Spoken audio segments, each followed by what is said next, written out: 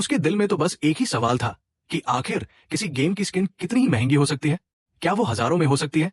वैसे भी उसने कई सारे मोबाइल गेम्स खेले हैं। स्किन तो बस एक मामूली सी चीज ही तो है। 180 युआन तो बहुत होने चाहिए, है ना? दूसरी तरफ यिंग मेंगरान को इस बारे में कुछ भी पता नहीं था।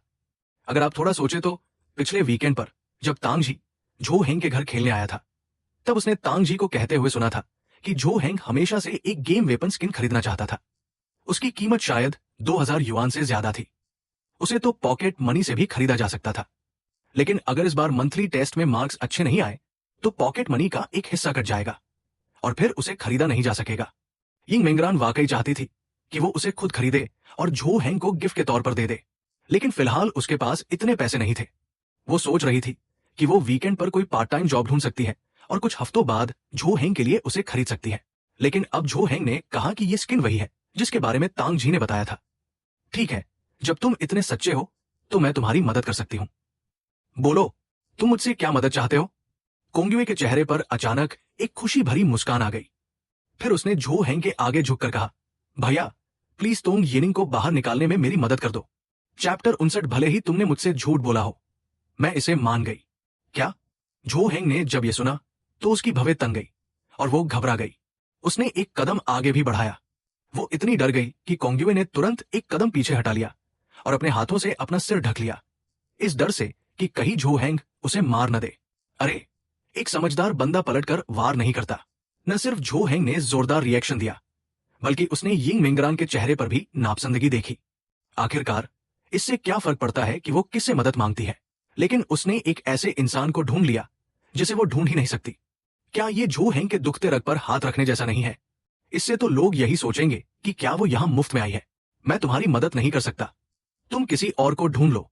झो हेंग ने अपना हाथ नीचे किया और मुंह मोड़कर चला गया। उसने कहा कि वो तो बस एक मजाक था कि कोंग्युए से वो स्किन खरीदने को कहे। वो भला किसी छोटी सी मदद के बदले अपने ही क्लासमेट को कैसे मजबूर कर सकता था? मैं चाहती थी कि वो नजरअंदाज कर दे, लेकिन उसकी जिद देखकर झो हेंग मान गया और उसने बाद में उससे मदद मांगने का कोई प्लान नहीं बनाया था। मुझे लगा कोई बड़ी बात नहीं है।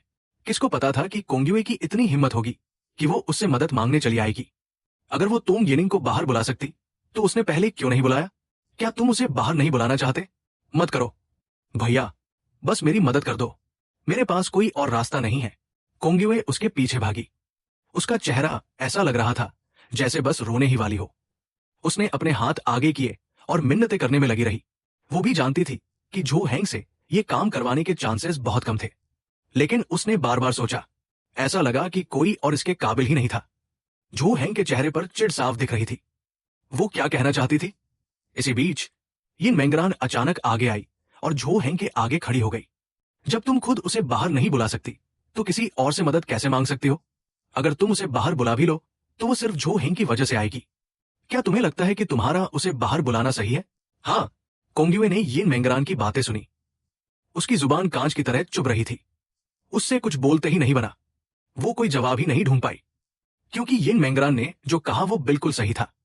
उसने हमेशा यही सोचा था कि अगर वो तोंग येनिंग को बाहर बुला लेगी तो आधा काम तो हो ही जाएगा। लेकिन अब सोचने पर लगता है कि ये तो बस शुरुआत थी। अगर तुम उसे बाहर ही नहीं बुला सकती तो बाकी बातों का क्या मतलब? क्या तुम्हें समझ आया? मुझसे बात मत करो। झो हेंग ने कोंग्युए को साइड किया और सीधा आगे बढ़ गया। कोंग्युए वहां शांत खड़ी रही और लाचारी में एक गहरी सांस ली। उसका मूड अचानक एकदम खराब हो गया। उसकी इकलौती उम्मीद भी टूट चुकी थी। अब उसे कुछ समझ नहीं आ रहा था कि क्या करे। क्या उसे हार मान लेनी चाहिए? यिंग मेंगरान भी जल्दी में नहीं गई। उसने झो हेंग को जाते हुए देखा और कोंग्युए से कहा कि तुम्हारे पास अभी भी एक मौका है, हार मत मानो, शायद बात बन जाए। क्या ये सच है? कोंग्युए ने ऊपर देखा और उसे फिर से वो उम्मीद दिखी जो अभी टूट चुकी थी। यिंग मेंगरान की बात सुनकर वो फिर से एनर्जी से भर गई। ये सच है, कम ऑन, लगे रहो। इतना कहने के बाद यिंग मेंगरान वहां से जल्दी में निकल गई। सच्चाई तो यह है कि उसे खुद नहीं पता था कि यह सच है या नहीं, क्योंकि वो तो बस ऐसे ही बोल रही थी। उसने ऐसा इसलिए कहा क्योंकि झो हेंग ने उसे कहा था कि वो तोंग येनिंग और कोंग्युए के बीच बात करवाए। भले ही उसे समझ नहीं आया कि क्यों, फिर भी उसने वैसा ही किया, क्योंकि अगर वो कोंग्युए को तोंग येनिंग के पीछे लगा देगा तो तोंग येनिंग को झो हेंग के पीछे पड़ने का मौका नहीं मिलेगा। ओह, कोंग्युए ने एक गहरी मुस्कान दी। आखिरकार यिंग मेंगरान जैसी लड़की ने भी जब ऐसा बोल दिया था तो उसके पास यकीन न करने की कोई वजह नहीं थी। मतलब कि उसके पास अभी भी एक चांस था। उसे किसी की भी मदद की जरूरत नहीं थी। मैं गलत थी। कोंग्युए अचानक से फिर से फुल एनर्जी में आ गई। उसके चेहरे पर एक कॉन्फिडेंट मुस्कान थी। फिर वो स्कूल बिल्डिंग की तरफ बढ़ गई। मॉर्निंग एग्जाम शुरू होने ही वाला था। सभी स्टूडेंट्स एग्जाम रूम में चले गए और एग्जाम देने लगे। जो हेंग का माइंड कल से काफी बेहतर था। वो काफी रिलैक्स थी, कल की तरह नहीं, जहां लिखते वक्त उसे पसीने छूट रहे थे। जब दोपहर को एग्जाम खत्म हुआ तो सभी लोग लंच करने के लिए रेडी हो गए। जो हेंग क्लास में वापस आई। वो अपनी सीट पर जाकर खाना खाने ही वाली थी। उसने देखा कि यिन मेंगरान और तोंग यिनिंग पहले से ही खाना खा रहे थे। यिन मेंगरान ने जो हेंग को क्लासरूम में आते देखा तो तुरंत मुस्कुराई और उसे हाथ हिलाकर बुलाया। जो हेंग अपनी सीट पर वापस आई और बैठ गई। उसने कहा, तुम्हें अपने मार्क्स की चिंता करने की कोई जरूरत नहीं है। ये तो बहुत अच्छी बात है। यिन मेंगरान और तोंग यिनिंग उसके आसपास थे, लेकिन उनका एटीट्यूड एकदम अलग था। उनके लिए एग्जाम के ये 2 दिन किसी नॉर्मल स्कूल डे से अलग नहीं थे। उन्हें थोड़ी सी भी घबराहट नहीं थी। उन्हें कोई चिंता नहीं थी। और वो यिन मेंगरान के एटीट्यूड की तारीफ करती थी, क्योंकि अगर वो क्लास टॉपर होती तो कभी भी रिलैक्स रहने की हिम्मत नहीं करती, इस डर से कि कहीं कोई और उससे आगे न निकल जाए और उसे पछाड़ न दे। अगर वो टॉप पोजीशन से नीचे गिरती तो बहुत बड़ा गैप आ जाता। लेकिन यिन मेंगरान को देखकर लगता ही नहीं था कि वो जरा भी नर्वस है। ऐसा लग रहा था जैसे उसे इस बात से कोई फर्क ही नहीं पड़ता। तांगजी ने बिंदास तरीके से जो हेंग के टिफिन से अंडा उठा लिया और बोला, तुझे पहले किसने कहा था कि मन लगाकर मत पढ़? तू कोई बुद्धू थोड़ी ना है। अगर तू ढंग से पढ़ेगी तो किसी से कम नहीं रहेगी। फिर उसने फ्राइड एग का एक बाइट लिया। यिन मेंगरान की तरफ देखा और पूछा, क्या ये तुमने बनाया है? हाँ। क्या ये टेस्टी है? हाँ। जो हेंग ने अपना सिर हिला दिया। तांगजी को देखा और बोली, फिर से वही बेकार का दिलासा। क्या मतलब है तेरा कि मैं किसी से कम नहीं हूं? मैं तो शुरू से ही। तांगजी का चेहरा पीला पड़ गया था। गंभीरता से बोला, मैंने जो कहा वो सच है। मुझसे बुरा और कौन हो सकता है? जो हेंग चुपचाप खड़ा रहा और तांगजी को घूरता रहा कुछ सेकंड तक और कुछ नहीं बोला। इसी बीच यिन मेंगरान ने सिर हिलाया और कहा, मुझे भी ऐसा ही लगता है। तुम बिल्कुल भी बुरे नहीं हो। हर मामले में कम से कम मुझे तो ऐसा ही लगता है। जो हेंग बेबस और खामोश था। कुछ देर बाद उसने कहा, ठीक है, भले ही तुमने मुझसे झूठ बोला हो, मैंने इसे मान लिया। Thank you. तांगजी और यिन मेंगरान ने एक दूसरे को देखकर मुस्कुराया, एक खामोश समझदारी के साथ। जो हेंग ने यह देखा और उसके चेहरे पर हल्की सी मुस्कान आ गई। कुछ देर बाद खाना खाते हुए तांगजी ने अचानक कहा, जो हेंग, मेरी मम्मी कल मुझसे पूछ रही थी कि क्या तुम कोई खास चीज खाना चाहते हो। उन्होंने पहले से तैयारी कर ली है और तुम्हारे मेरे घर आने का इंतजार कर रही है। अरे, अगर तुम न बताते तो मैं तो लगभग भूल ही गया था। मैं तो कुछ भी खा सकता हूं। ऐसा कुछ खास नहीं है जो मैं खाना चाहता हूं। जो हेंग को अचानक याद आया कि उसने वादा किया था वीकेंड पर तांगजी के घर जाने का। वो तो लगभग भूल ही चुका था। यिन मेंगरान ने जब यह सुना तो उसने खामोशी से अपना सिर झुका लिया। उसने सोचा कि उस दिन उसे घर पर अकेले ही रहना पड़ेगा। पता नहीं जो हेंग कब वापस आएगा। इसी वक्त तांगजी ने यिन मेंगरान की तरफ देखा और मुड़कर कहा, वैसे तुम भी जो हेंग के साथ चलो। मैं बहुत पक्के पेट वाला इंसान हूं। अरे, यिन मेंगरान ने अपनी बड़ी बड़ी आंखें झपकाई और समझदारी से खुद की तरफ इशारा किया। क्या मैं भी चल सकती हूं? हाँ, बिल्कुल। क्या मैं तुम्हें घर पर अकेले रहने दे सकता हूं? बस तय रहा, मना मत करना। यिन मेंगरान ने एक गहरी सांस ली और जोर जोर से सिर हिलाया। उसने हाँ में सिर हिलाया और बोली। क्लासरूम के बाहर तोंग यिनिंग खिड़की से झांक रही थी और तीनों को एक गंभीर चेहरे के साथ देख रही थी। रैनरैन और जो हेंग के बीच क्या रिश्ता है? क्या वे दोस्त है? ये कब हुआ? तोंग यिनिंग कल रात से ही इसी बारे में सोचे जा रही है और वो ठीक से खा पी भी नहीं पा रही है। यहां तक कि सुबह के एग्जाम में भी उसका परफॉर्मेंस अच्छा नहीं रहा। उसने यिन मेंगरान और जो हेंग के रिश्ते का पता लगाने की बहुत कोशिश की, लेकिन उसे कुछ समझ नहीं आया। आखिर ये दोनों साथ कैसे आ गए? तोंग यिनिंग ने अपना हाथ कसकर भींच लिया और अपने होंठ दबा लिए। वो थोड़ी बेचैन थी। क्या जो हेंग रैनन को पसंद करने लगा है? क्या इसी वजह से उसने मुझसे दूरी बनानी शुरू कर दी है?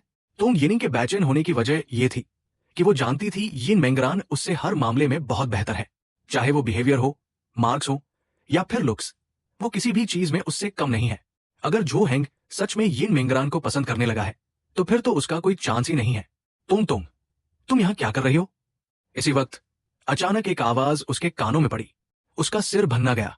उसका शरीर तुरंत एक तरफ खिसक गया। उसने अपने पास खड़े इंसान को देखा। जब उसने इस इंसान को देखा तो वो न सिर्फ थोड़ा डर गई बल्कि उसकी रूह भी काम गई। वो कोई और नहीं, कोंग युए थी। इस वक्त उसके चेहरे पर एक मुस्कान थी। उसे लगा कि वो बड़ी कूल और हैंडसम लग रही है, लेकिन दूसरों की नजर में ये काफी घिनौना था। तुम क्या कर रही हो? मेरे करीब मत आओ। अगर तुम और पास आए तो मैं चीख दूंगी। तोंग यिनिंग पीछे हट गई। जब उसने कोंगयुए को पास आते देखा तो ऐसा लगा जैसे कोई बला चली आ रही हो। वो तो पीछे हटते हटते दुनिया के दूसरे कोने तक चले जाना चाहती थी। अरे नहीं, नहीं, नहीं, मेरा वो मतलब नहीं था। मैं तो बस ये पूछना चाहती थी कि क्या तुम इस वीकेंड फ्री हो? कोंगयुए ने एक चालाक मुस्कान दी। उसने अपने हाथ मले और उम्मीद से तोंग यिनिंग को देखने लगी। वो इतनी डर गई कि तोंग यिनिंग का सिर झुंझुने की तरह हिलने लगा। उसने साफ मना कर दिया, नहीं, मैं इस वीकेंड मेरे घर पर मेरी मैरिज मीटिंग है। मीटिंग के बाद मुझे खेत में गेहूं काटने जाना है और रात को टेक्सटाइल फैक्ट्री में काम करने जाना है। मैं बहुत बिजी हूं, मेरे पास बिल्कुल टाइम नहीं है। कोंगयुए का मुंह बन गया। उसे समझ नहीं आया कि तोंग यिनिंग क्या बकवास कर रही थी, लेकिन इसका सीधा मतलब यही था कि उसने मना कर दिया था। कोंगयुए ने देखा कि तोंग यिनिंग की आंखें बार बार क्लासरूम के अंदर झांक रही थी, इसलिए उसने भी क्लासरूम के अंदर देखा और झो हेंग और बाकी लोगों को देखा। तुम किसे देख रही थी? झो हेंग और बाकी लोगों को? तोंग यिनिंग ने उसे देखा।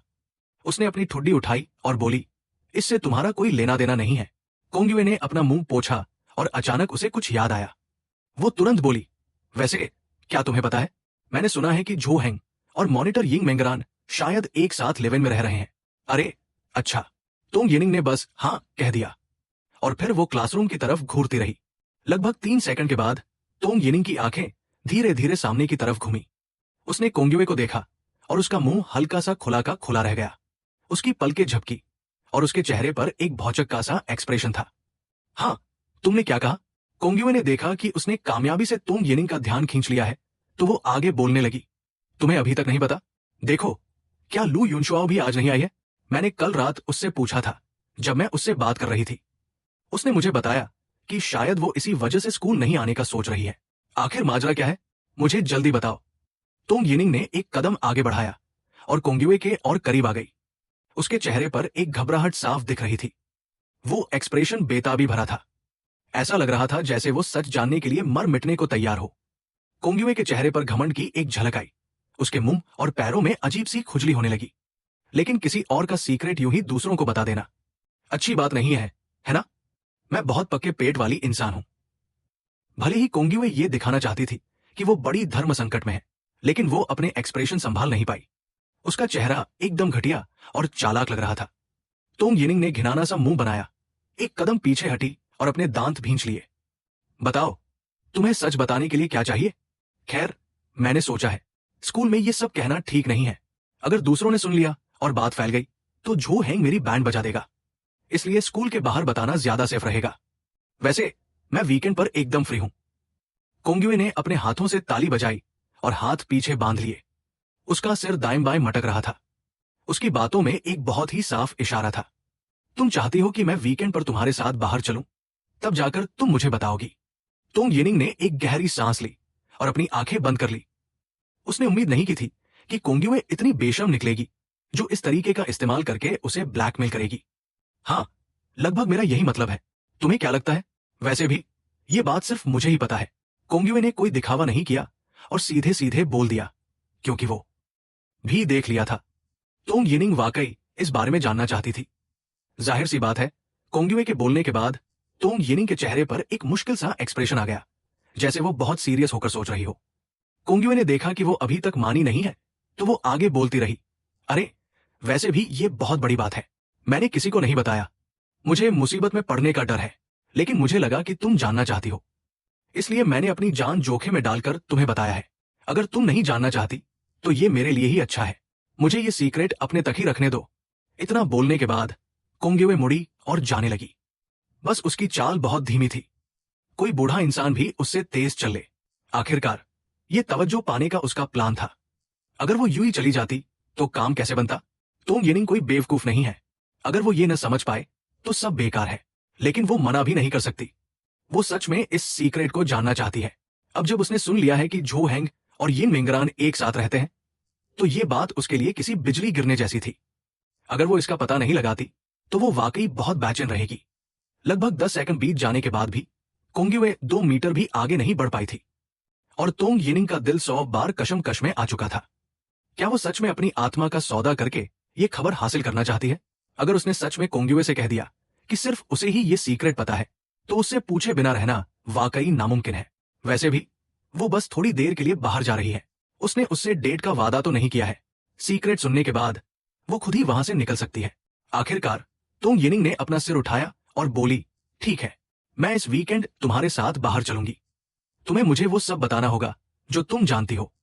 कोंगिवे ने एक कदम बढ़ाया और उसकी मुस्कान 7वें आसमान पर पहुंचने ही वाली थी। उसने खुद पर कंट्रोल किया और अपना सिर घुमाया। तोंग यिनिंग की तरफ देखते हुए धीमी आवाज में बोली, फिक्र मत करो, मैं तुम्हें पक्का सब कुछ बता दूंगी। चैप्टर 61 में उसे ईमानदारी से मुझे भागते हुए देखने दूंगा। लंच के बाद ब्रेक के टाइम पर यिंग मेंगरान अपनी सीट पर वापस आ गई, किताब की तरफ देखते हुए और दोपहर के सब्जेक्ट का रिवीजन करते हुए। इसी वक्त एक लड़की चलकर आई और उससे बोली, मॉनिटर, हेडमास्टर तुम्हें ढूंढ रहे हैं, तुम्हें ऑफिस में बुलाया है। ओह ठीक है। यिंग मेंगरान ने सिर हिलाया। फिर उसने किताब समेटी और खड़ी होकर क्लासरूम से बाहर निकल गई। वो ऑफिस पहुंची, दरवाजा खटखटाया, अंदर गई और अपने हेडमास्टर की टेबल के पास आ गई। इस वक्त हेडमास्टर फोन पर बात कर रहे थे। यिंग मेंगरान को देखकर उन्होंने उसे पास वाली कुर्सी पर बैठने का इशारा किया और थोड़ी देर इंतजार करने को कहा। यिंग मेंगरान बैठ गई और हेडमास्टर के फोन खत्म करने का इंतजार करने लगी। जब उन्होंने फोन रखा तो उन्होंने यिंग मेंगरान की तरफ देखा। उन्होंने कहा, यिंग मेंगरान, मुझे तुमसे कुछ पूछना है। बात हमारी क्लास के कैप्टन की है। लू युनशुआओ ने दूसरे स्कूल में ट्रांसफर ले लिया है। वो अब आगे से नहीं आएगी। यिंग मेंगरान की आंखें फटी की फटी रह गई और वो हैरान हो गई। उसके दिमाग में कल सुबह की बात याद आई जब उसकी लू युनशुआओ से बहस हुई थी। उसने आज ही दूसरे स्कूल में ट्रांसफर ले लिया। क्या ये उसकी वजह से हुआ? ये तो बहुत ज्यादा हो गया। जो भी हो, दूसरे स्कूल में ट्रांसफर लेने की कोई जरूरत नहीं थी। ये तो हाई स्कूल का तीसरा साल है। एक साल में कॉलेज का एंट्रेंस एग्जाम होने वाला है। ऐसे वक्त में ट्रांसफर लेने से पढ़ाई पर असर तो पड़ेगा ही। हेडमास्टर ने एक ठंडी सांस भरी। वे आगे बोलने लगे, क्लास कैप्टन की पोस्ट अब खाली है। तुम्हारी अपनी क्लासमेट्स के साथ अच्छी बनती है ना? तुम किसी को भी चुन सकती हो। वैसे भी हाई स्कूल के तीसरे साल के बाद क्लास कैप्टन उतना इंपॉर्टेंट नहीं रहता। ये तो बस महीने के आखिर में होने वाले स्पोर्ट्स मीट के लिए है। किसी ऐसे को चुन लो जो तुम्हारी मदद कर सके। खैर, यिंग मेंगरान झिझक रही थी। वो कुछ बोल ही नहीं पा रही थी जब उन्होंने उसे ही बंदा सजेस्ट करने को कह दिया। उसे सच में समझ नहीं आ रहा था कि किसे चुने। अगर उसकी पसंद की बात होती तो झो हेंग ही स्पोर्ट्स कैप्टन बनता। वो हर तरह से इसके सबसे ज्यादा काबिल है। लेकिन उसने सोचा कि झो हेंग को क्लास का कोई पद संभालना बिल्कुल पसंद नहीं होगा और ऊपर से स्पोर्ट्स मीट में मदद भी करनी पड़ेगी। इससे तो बेहतर है कि झो हेंग को थोड़ा और आराम करने दिया जाए। इसलिए उसने कुछ नहीं कहा। उसे किसी और का नाम लेने की हिम्मत ही नहीं हुई। उसे ज्यादा कुछ पता भी नहीं था। मुझे लगता है कि आप ही फैसला कर लीजिए। मुझे भी नहीं पता कि किसे चुनना चाहिए। अच्छा, मुझे देखने दो कि किसका स्पोर्ट्स में परफॉर्मेंस ज्यादा अच्छा है। तुम पहले वापस जाओ। यिंग मेंगरान के जाने के बाद हेडमास्टर सोचने लगे कि उनकी क्लास में कैप्टन की पोस्ट के लिए कौन सही रहेगा। स्पोर्ट्स परफॉर्मेंस से वैसे तो कोई खास फर्क नहीं पड़ता, लेकिन कम से कम किसी लंबे चौड़े बंदे को ही चुनना चाहिए। ऐसा लगता है कि कुछ दिन पहले किसी ने स्कूल का बास्केटबॉल हूप तोड़ दिया था। दोपहर में सिर्फ 2 ही एग्जाम थे, इसलिए एग्जाम जल्दी ही खत्म हो गए। जब झो हेंग एग्जाम रूम से बाहर निकला तो उसे बहुत हल्का महसूस हो रहा था। क्या वो कामयाब हो पाएगी? उसने इतने भारी दबाव को उतार फेंका था। ये काफी कूल था। वो बस क्लासरूम में वापस जाना ही चाहता था कि उसने हेडमास्टर को वहां खड़े देखा। झो हेंग ने देखा और आराम से आगे बढ़ता रहा, लेकिन वो जितना पास आता गया उसे मामला उतना ही गड़बड़ लगा। हेडमास्टर की आंखें उसी को घूर रही थी। क्या उसने कोई गलती कर दी थी? मुझे तो ऐसा नहीं लगता। झो हेंग ऐसा नाटक करने ही वाला था जैसे उसने हेडमास्टर को देखा ही ना हो। जब वो क्लासरूम में जाने लगा तो हेडमास्टर ने अचानक उसे आवाज दी, झो हेंग, 1 मिनट रुको। क्या बात है सर? झो हेंग रुक गया और अपने पास खड़े हेडमास्टर को देखकर खुद उनसे पूछा, हाँ, लू युनशुआओ ने दूसरे स्कूल में ट्रांसफर ले लिया है। अब क्लास कैप्टन की पोस्ट खाली है। क्या तुम क्लास कैप्टन बन सकते हो? दूसरे स्कूल में ट्रांसफर ले लिया? नहीं, मैं कैप्टन बनूंगा। रहने दीजिए सर, मैं कैप्टन नहीं बनना चाहता। झो हेंग ने हाथ नीचे किया और बिना सोचे समझे मना कर दिया। हेडमास्टर ने आंखें बंद की और कहा, ज्यादा काम नहीं है। हाई स्कूल का तीसरा साल है, ध्यान तो पढ़ाई पर ही रहेगा। क्या ये सब स्पोर्ट्स मीट के लिए नहीं है? मुझे किसी की मदद चाहिए। मेंगरान इन सब कामों में बिजी है। स्पोर्ट्स मीट के बाद बस साइन करने का काम रहेगा, और कुछ नहीं है। फिर तो मेरा भी स्पोर्ट्स मीट से कोई लेना देना होगा। झो हैंग चौंक गया। फिर उसने आंखें फाड़कर हेडमास्टर की तरफ देखा और पूछा, हाँ, मेन काम तो प्रोजेक्ट्स वगैरह की रिपोर्ट तैयार करना होगा, ज्यादा झंझट नहीं होगी। ठीक है, फिर मैं स्पोर्ट्स कैप्टन बन सकता हूं। झो हैंग ने सिर हिलाया और सीधा मान गया। यहां तक कि हेडमास्टर भी हैरान रह गए। उन्हें समझ नहीं आया कि झो हैंग अभी थोड़ी देर पहले इतना मना क्यों कर रहा था। वो इतनी जल्दी कैसे मान गया? चलो बढ़िया है, वापस जाओ। झो हैंग क्लास में वापस आ गया। उसके बैठने के बाद हेडमास्टर भी थोड़ी देर बाद अंदर आए। पोडियम पर खड़े होकर उन्होंने नीचे बैठे स्टूडेंट से कहा, लेकिन खैर सुनो, मुझे तुम लोगों को एक बात बतानी है। कुछ स्टूडेंट्स जानते होंगे कि लू युनशुआओ ने कुछ खास वजहों से दूसरे स्कूल में ट्रांसफर ले लिया है, और अब से झो हमारे क्लास का स्पोर्ट्स कमेटी मेंबर बनेगा और स्पोर्ट्स मीट संभालेगा। ये सुनते ही मैंगरान हैरान रह गई और उसका गला सूख गया। उसने मुड़कर झो हैंग की तरफ देखा। झो हैंग ने देखा कि पूरी क्लास उसी को घूर रही है, तो उसने शर्मिंदा होकर अपना सिर नीचे झुका लिया। मैंगरान को बिल्कुल उम्मीद नहीं थी कि झो हैंग इसके लिए हाँ कह देगा। उसे लगा था कि वो 100% मना कर देगा। पूरी क्लास में सिर्फ तांग जी ही एक ऐसी थी जिसका चेहरा गुस्से से नीला पड़ा हुआ था। उसने त्योरियां चढ़ाते हुए झो हैंग की तरफ देखा और बोली, तुम कितने निर्दयी हो। मुझसे निपटने के लिए तुमने स्पोर्ट्स कमेटी का मेंबर बनना भी कबूल कर लिया। झो हैंग ने अपना सिर उठाया, तांग जी की तरफ देखा और सांस छोड़ते हुए बोला, अच्छा, तुम्हें समझ आ गया? हाँ, तुम्हें ठिकाने लगाने का यही एक तरीका है। तुम वाकई अजीब हो। किसने कहा कि मैं लंबी दौड़ नहीं भाग सकता? अगर ऐसा नहीं है तो अपनी कही बात वापस लो और मानो कि मैं तुमसे बेहतर हूं। सपने देखना बंद करो, तांग जी ने झड़क दिया। शाम को स्कूल खत्म होने के बाद तोंग येनिंग ने खास तौर पर नजर रखी। झो हैंग के क्लासरूम से निकलते ही मेंगरान की वजह से वो तुरंत उसके पीछे पीछे चलने लगा। अगर उसने वो खबर न सुनी होती तो उसे कोई फर्क नहीं पड़ता, लेकिन अब जब उसने सोचा कि दोनों शायद एक ही घर वापस जा रहे हैं तो उसका दिल बैठ गया। घर लौटते वक्त झो हैंग का मूड काफी अच्छा लग रहा था। आखिरकार घर जाकर वो गेम्स खेल सकता था और दिन भर की थकान मिटा सकता था। दूसरी तरफ मेंगरान अभी भी यही सोच रही थी कि क्लास टीचर ने झो हैंग को ही क्यों चुना और झो हैंग इसके लिए तैयार क्यों हुआ। क्या उस पर कोई दबाव था? चलते चलते मेंगरान के दिमाग में अचानक ख्याल आया, अब जब एग्जाम्स खत्म हो गए हैं तो स्पोर्ट्स मीट पर ध्यान देने का वक्त है। झो हैंग और तांग जी के बीच स्पोर्ट्स कमेटी के इवेंट्स को लेकर कोई बहस चल रही थी। यानी क्या झो हैंग का मकसद सिर्फ तांग जी को रोकना है? मेंगरान ने धीरे से पूछा, झो हैंग, अब एग्जाम्स हो चुके हैं और स्पोर्ट्स कमेटी की तैयारियां शुरू होंगी। महीने के आखिर में तुम और तांग जी किस इवेंट में हिस्सा लेने की सोच रहे हो? झो हैंग ने सिर हिलाया और कहा, मैं किसी भी इवेंट में हिस्सा ले सकता हूं, लेकिन तांग जी नहीं ले सकती। जब तक वो मुझसे कहीं अपनी बात वापस नहीं लेती, मैं उसे साइन अप नहीं करने दूंगा। मैं उसे आराम से बैठकर मुझे दौड़ते हुए देखने पर मजबूर कर दूंगा। चैप्टर 62। अगर तुमसे ना हो पाए तो उसे मेरे घर भेज दो।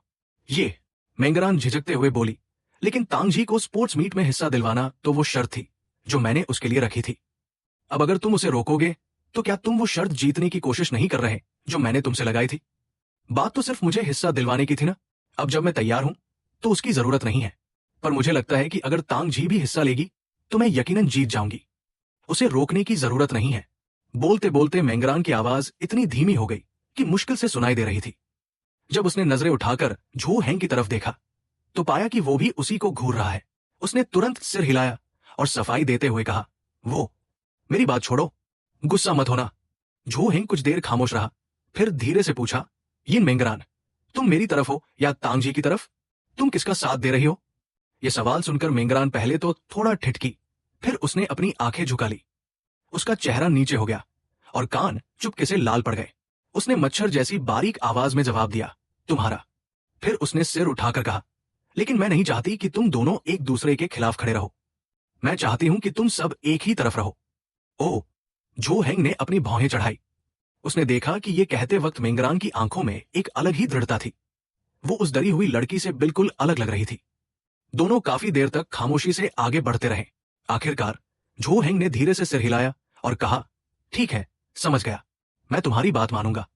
तुम ही हमारे लिए सब तय कर दो। अरे सच में? मेंगरान को यकीन ही नहीं हुआ। अभी कुछ देर पहले तक झो हैंग अपनी जिद पर अड़ा हुआ था, फिर अचानक उसने अपना इरादा कैसे बदल लिया और सब कुछ उस पर कैसे छोड़ दिया? सच में? झो हैंग ने कहा, जब तुमने कह ही दिया तो मैं किस बात पर अड़ा रहूं? अब सोचता हूं तो लगता है कि मुझे छोटी सी बहस की वजह से तांग जी से इस तरह उलझना नहीं चाहिए था। मेरी सोच ही छोटी थी मेंगरान का मुंह आश्चर्य से ओ शेप में खुला रह गया। उसे लगा कि जो हेंग अब वाकई बदल गया है। ऐसा लगा जैसे पिछली बार उसकी बाहों में सोने के बाद जब वो जागा तब से उसमें थोड़ा बदलाव आया है। हालांकि वो वजह नहीं जानती थी, लेकिन जो हेंग में ये बदलाव देखकर वो बहुत खुश थी। ऐसा लग रहा था जैसे वो और ज्यादा समझदार और परिपक्व हो गया है।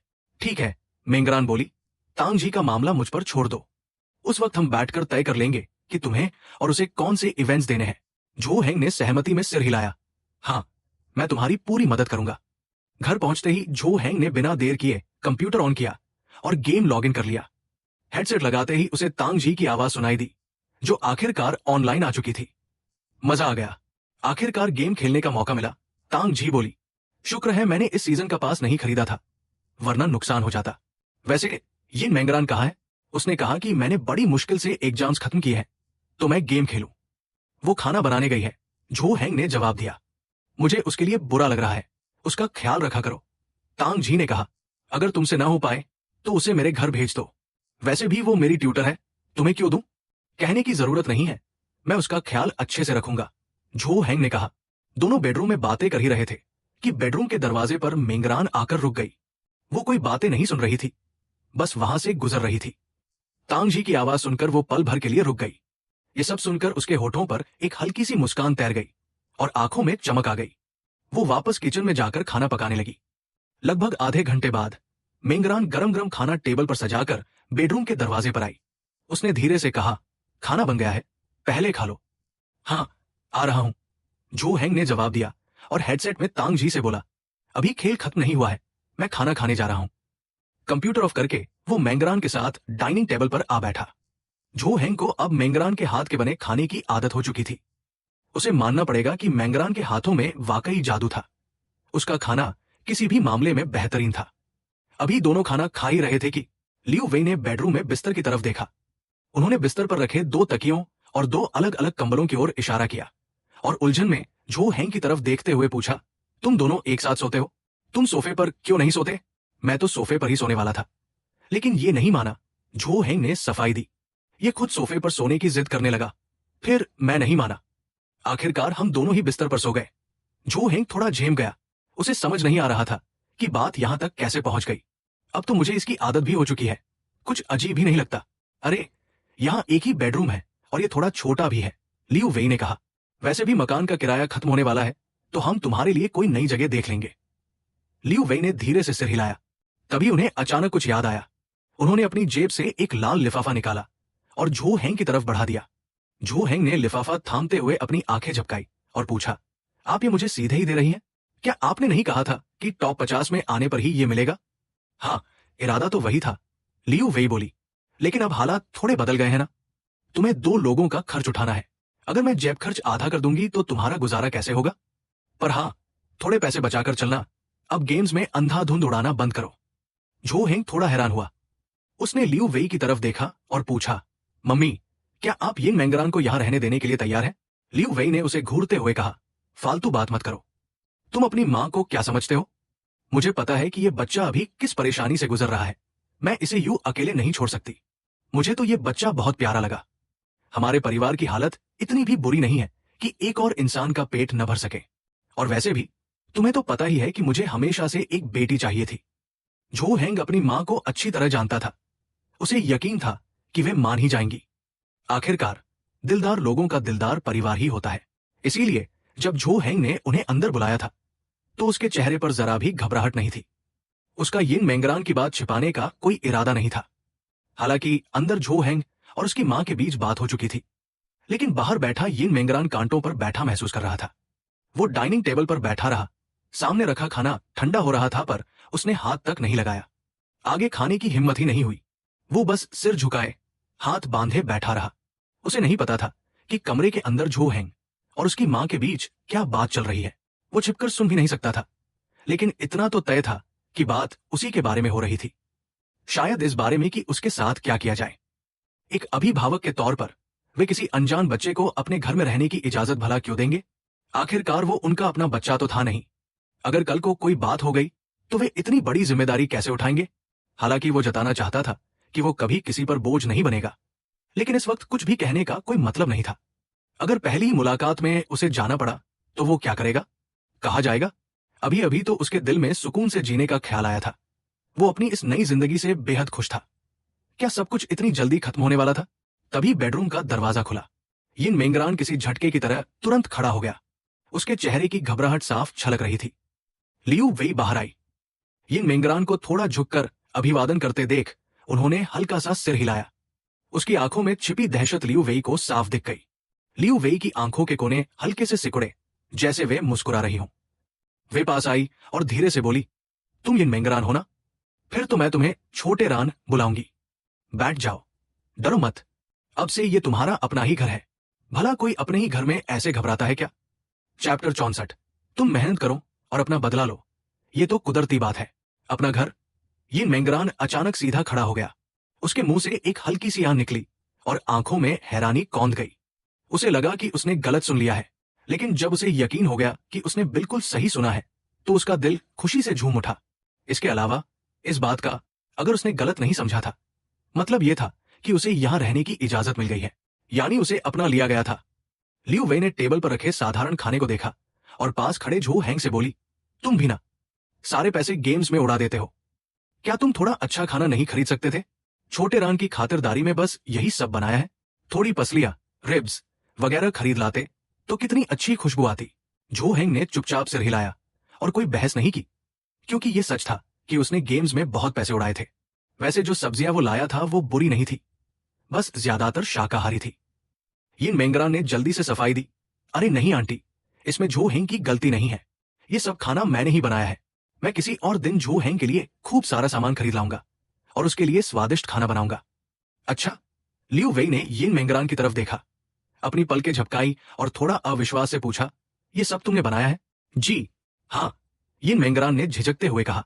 क्योंकि झो हैंग पढ़ाई में बहुत मेहनत करता है, तो मैंने सोचा कि खाना बनाकर मैं उसका थोड़ा हाथ बंटा सकता हूं। तुम्हें खाना बनाना आता है? हे भगवान, कमाल है। लियू वेई की आंखें तारीफ से चमक उठीं। मैं सच बताऊं तो मुझे आज तक खाना बनाना नहीं आया। हमारे घर में तो झो हैंग के पापा ही खाना बनाते हैं। लियू वेई की बेसाख्ता तारीफ सुनकर यिन मेंगरान थोड़ा शर्मा गया। उसने सिर झुका लिया और उसके गाल लाल हो गए। झो हैंग ने बीच में कहा, इसने वाकई बहुत बढ़िया खाना बनाया है। क्या आपने रात का खाना खा लिया? आपके लिए एक कटोरी चावल लगा दूं? बात खत्म होते ही झो हैंग ने यिन मेंगरान को इशारा किया। यिन मेंगरान ने समझदारी दिखाते हुए तुरंत लियू वेई के लिए चावल की कटोरी परोस दी। ठीक है, फिर तो मैं भी छोटे रान के हाथ का हुनर आजमाकर देखती हूं। लियू वेई ने मुस्कुराते हुए कटोरी थाम ली। झो हैंग ने उनके लिए कुर्सी खींच दी और वे बैठ गई। लियू वेई ने एक निवाला खाया और चबाते हुए सिर हिलाने लगी। अरे वाह, बहुत बढ़िया। आजकल के नौजवानों में खाना बनाने का हुनर कम ही देखने को मिलता है। छोटे रान जितनी कम उम्र में इतना बेहतरीन खाना बनाना वाकई बड़ी बात है। बहुत शानदार। लियू वेई ने तारीफ करने में कोई कसर नहीं छोड़ी। यिन मेंगरान ने मुस्कुराते हुए सिर हिलाया, पर वो थोड़ा संकोच भी बनाए रखना चाहता था। झो हैंग की मां से इतनी तारीफ सुनकर उसका दिल अंदर ही अंदर खुशी से फूला नहीं समा रहा था। आंटी, आप तो बहुत ज्यादा तारीफ कर रही हैं। वो शर्माते हुए बोला। वैसे मैंने झो हैंग से सुना था कि तुम क्लास के कोई लीडर हो? लियू वेई ने पूछा। यिन मेंगरान ने सिर हिलाया और धीमी आवाज में जवाब दिया, जी, मैं क्लास का मॉनिटर हूं। लियू वेई ने घूमकर आंखें फाड़े झो हैंग की तरफ देखा। झो हैंग ने अपने कंधे उचकाए और हां में सिर हिलाकर बात की पुष्टि की। लियू वेई वापस मुड़ी और धीमी आवाज में पूछा, फिर तो तुम पढ़ाई में भी बहुत तेज होगे? जी, बस ठीक ठाक ही हूं, यिन मेंगरान ने नम्रता से जवाब दिया। इस पर झो हैंग ने सीधे ही पोल खोल दी। ये अपनी क्लास के टॉप 5 में आता है। अगले ही पल लियू वेई ने अपने हाथ की चॉपस्टिक टेबल पर दे मारी। आवाज इतनी तेज थी कि मेंगरान का पूरा शरीर डर से कांप उठा। तुम इतनी अच्छी स्टूडेंट हो, लियू वेई किसी बिजली के कड़कने की तरह चिल्लाई। उनकी आंखों में एक अटूट भरोसा था और उनका मुंह खुला का खुला रह गया था। मेंगरान की हिम्मत नहीं हुई कि वो पलटकर कुछ बोले। उसने कभी अपनी पढ़ाई और मार्क्स को कोई बड़ी बात नहीं समझा था, इसलिए उसे समझ ही नहीं आया कि लियू वेई का ऐसा रिएक्शन क्यों था। हे भगवान, तुम पढ़ाई में इतनी होशियार हो, तुम स्कूल जाना बंद नहीं कर सकती। बिल्कुल चिंता मत करो छोटे रान, तुम बस मन लगाकर पढ़ाई करो और किसी चीज के बारे में मत सोचो। मैं तुम्हारी पूरी मदद करूंगी। लियू वेई ने हाथ में चॉपस्टिक पकड़े हुए बड़े उत्साह से कहा। उनकी बातें सुनकर मेंगरान का दिल भी भावुक हो उठा। उसे उम्मीद नहीं थी कि झो हैंग का स्वभाव बिल्कुल अपनी मां जैसा होगा। ये बातें काफी हद तक वैसी ही थी जैसी झो हैंग ने उससे कही थी। वो तुरंत खड़ा हुआ, लियू वेई के आगे थोड़ा झुका और बड़ी संजीदगी से उन्हें धन्यवाद कहा। लियू वेई ने सामने खड़े मेंगरान को देखा। उसके हाव भाव और सम्मान को देखकर ऐसा लग रहा था मानो वे सोच रही हों, कितना प्यारा बच्चा है, अगर ये मेरी बेटी होती तो कितना अच्छा होता। इस वक्त मेंगरान को देखते हुए उनके दिल में उसके लिए प्यार और बढ़ता जा रहा था, जैसे जितना देखो उतना ही वो पसंद आ रहा हो। यिंग मेंगरान ने सिर उठाया और आगे कहा, लेकिन आंटी, मैं आपकी इस मेहरबानी को यूं ही चुपचाप स्वीकार नहीं कर सकता। मुझे भी आपके लिए कुछ करना होगा, वरना मेरा मन बेचैन रहेगा। वो खुश तो था, लेकिन यूं ही सब कुछ स्वीकार नहीं कर सकता था। ये तो बेहद बेशर्मी होती। उसने कोई काम नहीं किया था, तो किसी का बेवजह उसके प्रति इतना अच्छा होने का कोई हक नहीं बनता था। अच्छा, ठीक है, ठीक है, लियू वेई चेहरे पर मुस्कान लाते हुए बोली। यिंग मेंगरान वापस बैठ गया। लियू वेई ने उससे कहा, अच्छा ऐसा करते हैं, मैंने सुना है कि तुमने मंथली एग्जाम्स में झो हेंग की मदद की थी, तो तुम आगे भी झो हेंग को पढ़ाना जारी रखो, ठीक है? इसे ऐसा ही समझो कि मैं तुम्हें झो हेंग के ट्यूटर के तौर पर रख रही हूं। तुम अपनी पढ़ाई और मेहनत जारी रखो, ये तो बढ़िया रहेगा ना? ये, आंटी, अगर आप न भी कहती तब भी मैं झो हेंग को पढ़ाना जारी रखता। ये कोई मेहनत का काम नहीं है, मुझे लगता है। यिंग मेंगरान अभी भी कुछ और कहना चाहता था, क्योंकि उसे लग रहा था कि ये तो कुछ न करने जैसा ही है। ये कोई ऐसा काम नहीं था जिससे वो उनके एहसानों का बदला चुका सके। लेकिन तभी पास बैठे झो हेंग ने अचानक जोर से 2 बार खांसा। हु! यिंग मेंगरान के शब्द वही थम गए। उसने मुंह में आई बात वापस खींच ली और झो हेंग की तरफ देखा। झो हेंग उसकी तरफ नहीं देख रहा था, बल्कि चुपचाप खाने में व्यस्त था। बस उसकी भौहों के बीच एक अजीब सा इशारा तैर रहा था। उस पल यिंग मेंगरान को कुछ कुछ समझ आ गया।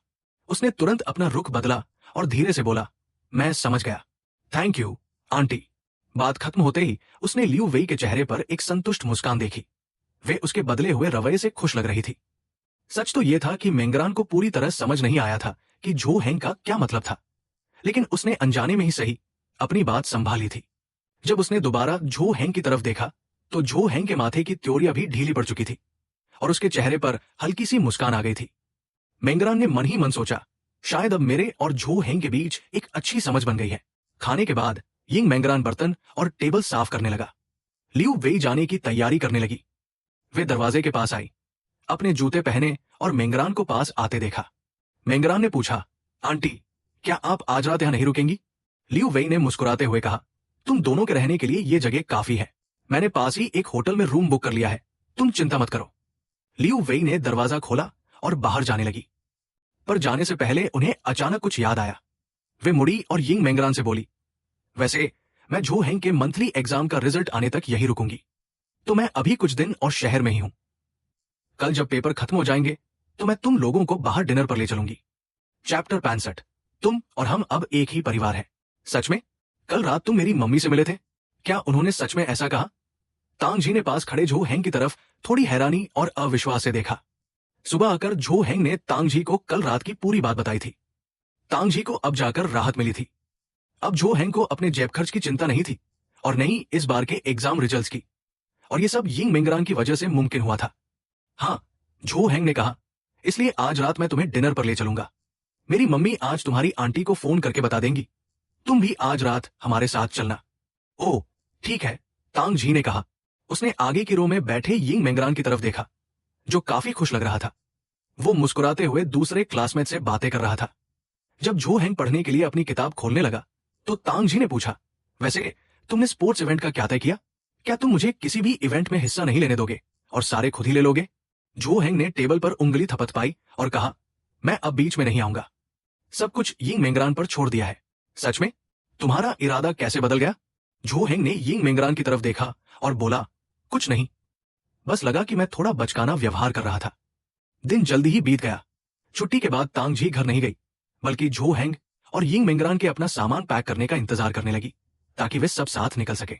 रास्ते में तांगजी ने नोटिस किया कि यिंग मेंगरान का मूड थोड़ा बदला हुआ है। उसने हाथ बढ़ाकर उसे छुआ और पूछा, क्या हुआ? क्या तुम नर्वस हो? क्या तुम कल रात आंटी से नहीं मिले थे? हाँ, मिले तो थे, पर मैं अभी भी थोड़ा नर्वस हूं, यिंग मेंगरान ने ईमानदारी से जवाब दिया। भले ही कल रात उसे अपना लिया गया था, लेकिन फिर भी वो बेफिक्र होने की हिम्मत नहीं जुटा पा रहा था। आखिरकार वो था तो एक बाहरी ही, और उसे हमेशा तमीज और सम्मान से पेश आना चाहिए था। अरे कोई बात नहीं, रिलैक्स करो, आंटी ने तुम्हें रहने की मंजूरी दे दी है। तुम, हम और वो सब एक ही परिवार है, तांग जी ने यिंग मेंगरान के कंधे को थपथपाते हुए सांत्वना दी। एक ही परिवार, यिंग मेंगरान ने दोहराया। उसके दिल के किसी कोने को यह बात छू गई और अचानक उसकी आंखें भर आई।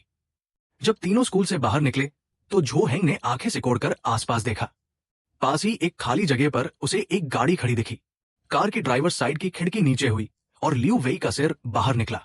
उन्होंने तीनों को देखकर हाथ हिलाया। झो हेंग सबसे आगे बढ़ा, उसके पीछे तांग जी और सबसे पीछे यिंग मेंगरान। झो हेंग ने आगे का दरवाजा खोलकर पैसेंजर सीट ली, जबकि तांग जी और यिंग मेंगरान पीछे बैठ गए। कार में बैठते ही तांग जी ने आगे बैठी लियू वेई को हेलो कहा। आंटी, नमस्ते, तांग जी ने मुस्कुराकर कहा।